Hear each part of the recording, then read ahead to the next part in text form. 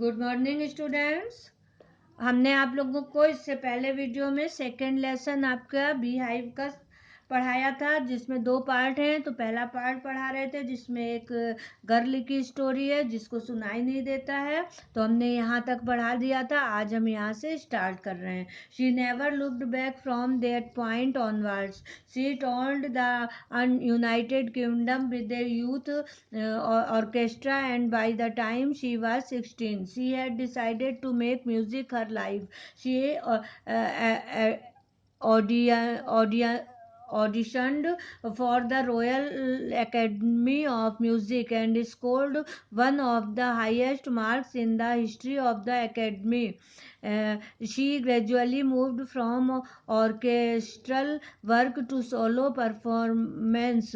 At the end of her 3 years course, she had captured most of the top awards. इसके बाद उसने कभी पीछे मुड़कर नहीं देखा। उसने यूनाइटेड किंगडम का टूर एक किशोर ऑर्केस्ट्रा के साथ किया, और जब वह 16 बरस की हुई तो उसने संगीत को अपने जीवन का लक्ष्य बनाने का निश्चय किया। उसने संगीत की राष्ट्रीय एकेडमी को ऑडिशन दिया और एकेडमी के इतिहास में सर्वोच्च अंक प्राप्त किए, और फिर उसने ऑर्केस्ट्रल कार से अलग होकर एकल प्रदर्शन को अपनाया। 3 वर्ष के पाठ्यक्रम के पश्चात उसने सर्वोच्च सम्मानों पर अपना कब्जा जमा लिया। And for all this, Evelyn won't accept any hint of heroic achievement. If you work hard and know where you are going, you will get there. And she got right to the top. The world's most sought after multi percussionist with a mastery of some thousand instruments and hitting international schedule. और इस सब के लिए इवेलियन किसी भी प्रकार के heroine उपलब्धि को स्वीकार नहीं करती थी। यदि कोई भी व्यक्ति कठिन परिश्रम करता है और जानता है कि वह कहाँ जा रहा है तो वह पहुंच जाएगा, और वह सर्वोच्च स्थान पर पहुंच गई। दुनिया के सर्वाधिक मांग वाले परकेसिस्टनिस्ट, ड्रम बजाने वाले, हजारों वाद्य यंत्रों के साथ और व्यस्ततम अंतरराष्ट्रीय निर्धारित कार्यक्रम वाले स्थानों पर वह पहुंच गई।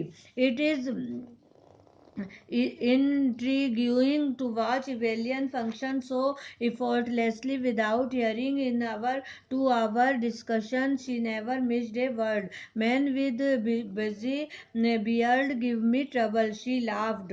It is not just watching the lips, it is the whole face, especially the eyes.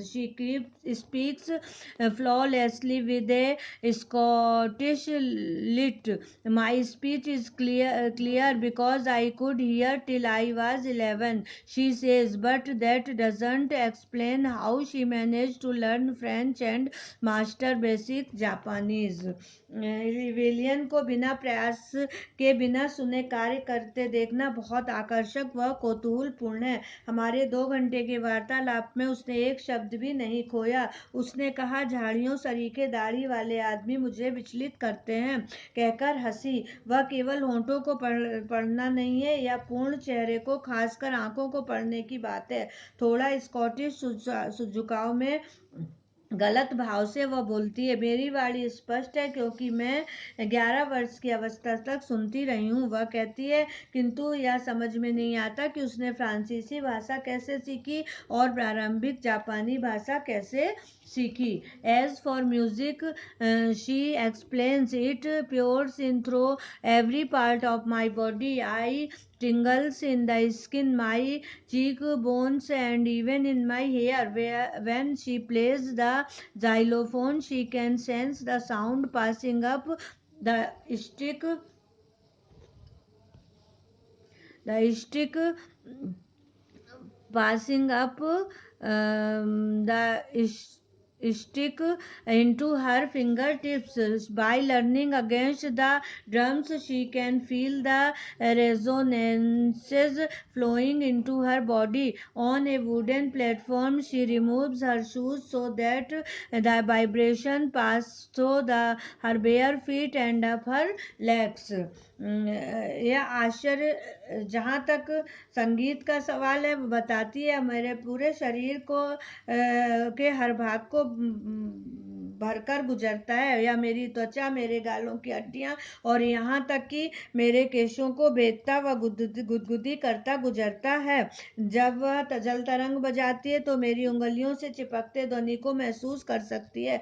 Drums पर झुकते व ध्वनि को प्रतिध्वनित करने अपने शरीर में बहाव महसूस कर पाती है। किसी लकड़ी के प्लेटफॉर्म पर वह अपने जूते उतार देती है ताकि वह कंपनों को अपने नंगे पैरों से और उसकी टांगों से कंपन गुजर सके।